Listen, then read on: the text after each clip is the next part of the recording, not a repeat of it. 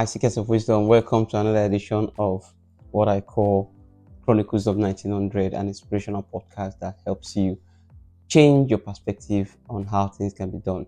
This is me coming to you again, telling you exactly what I've done before so you can have some good understanding of what you can do. But there's been a bit of conversations going on so far around visas and immigrations in the UK. And I've been asked to just talk about one or two things that you can do that can help you at this point in time. So I'm going to be jumping back to the property real estate later on, but I'm just going to do this for the next couple of weeks just to be able to bring you some ideas of what you can do. Remember, it's Chronicles of 1900. Like, share, and send this video to people that might need it as well. You don't know how you can help someone as well. At this point in time, there's been conversations around, what's going to happen to the immigration status of so many people in the UK? Is it going to be a 10 years route? What's happening to people coming in and the likes? So today I'm going to tell you about how to become self-sponsored. Now, this is not something that I think is difficult. It's quite straightforward. It's something that you can do. You just need to follow the steps I'm going to give to you right now.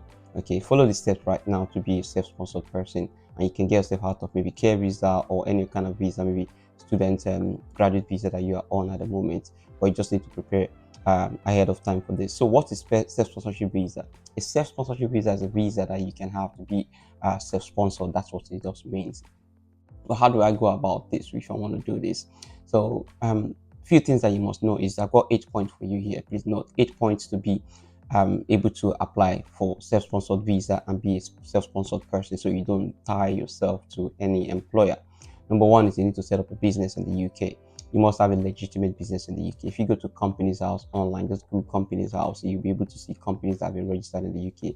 Find a name, search for a name, see if the name is available or not. If it's not available, look for another name, and then you can register a business. But before you register a business, you need also to get maybe somebody that understands setting up a business to be able to tell you what are the things you must put into perspective, what are the obligations for setting up a business as a director in the UK. There are things that you must know how to do to be able to ensure you comply with all the standards as well. Okay, think about the idea. Whatever business you want to do, retail business, buying and selling services, but just ensure that you have a business. And most importantly, I'll talk about what you need to do with the business as well. Number two, again, is that you must have investment fund as a shareholder. Now, you can be an active director, you can be a passive director in a business, okay? But it's very important that you're a shareholder in the business, which means you have invested in the business. There's no minimum requirement for how much you can invest in the business, but I do tell people try as much as you can. If you can invest up to about maybe 30 to 50,000 to 100,000 pounds in the business to show that the business is running. For example, if you have to get a location, rent the location for a year, maybe you pay maybe about 10 grand, 15 grand, 20 grand a year, depending on where you find yourself. And then kit up the business. Could be a coffee shop, it could be an African restaurant, it could be a barber shop, whatever you want to do. Just ensure that you invest in the business and you can show the investment. In order for you not to lose your investment, it's important as well that you know what we call sunk. So sunk is the money that you invest in your business, and you don't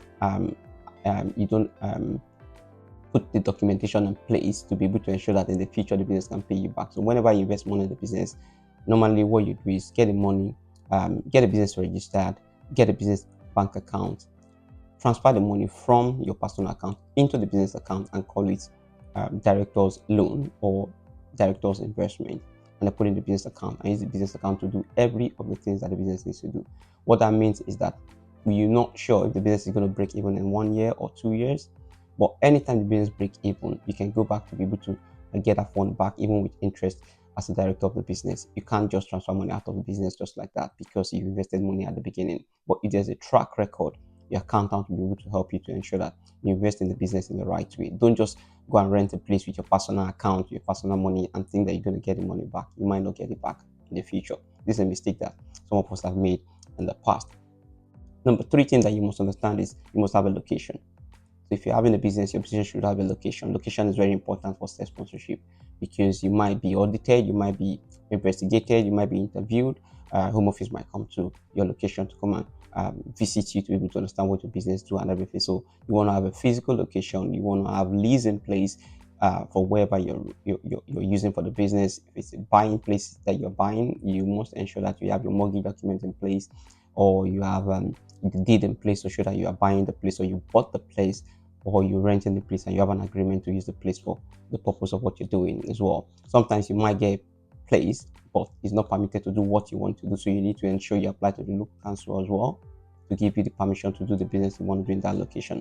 Another one again is, if you want to be a sales sponsor, it's important that you realize that you need to have somebody else in the business, possibly a British person that's going to be another director with you as well. So you need someone that might partner with you just to ensure that you can apply for the sponsorship with the person, because ideally I don't think it's going to be easy or it's going to be possible for you to apply for sponsorship yourself and there's nobody there with you as a director that's going to be the person that would apply for the license on your behalf and then be able to give you the COS as a person that needs the visa. So that's very important as well. It's something that you need to check as well to ensure that you have another director in there that's a British person to be able to help you to ensure that the business can be on that person's the license can be on that person's details, and then the person can apply for the sponsorship for you, and then and the CS for you as well.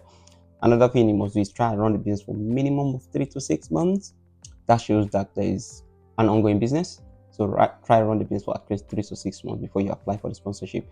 The legalities as well takes a while. It depends on what you're trying to do. Sometimes for you to apply for the right license for some businesses, it might take 3 months, some a month.